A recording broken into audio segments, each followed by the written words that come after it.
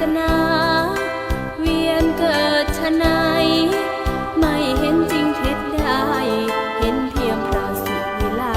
ครอบคลุมมืดมิดรุ่งลงหวนทางที่บำเพ็ญ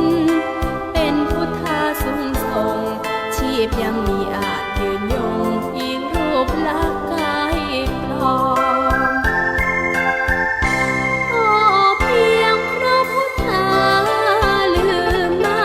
นปานิธานขออย่าลืมเลือนเพื่อกลับคืนหมายย้ำเตือนลางเลือนให้จิตใจพิสุทธิ์มองย้อนทุกเกิดที่ไหนจงไขความทุกข์ก่อนแสงธรรมนำจิตอาทรสิทธิ์จงดับทุกข์ที่ใจแสงธรรมที่ส่องมาพาให้ตนรู้ได้ขอเพียงสงบจิตใจตื่นขึ้นรู้แจ้งจริง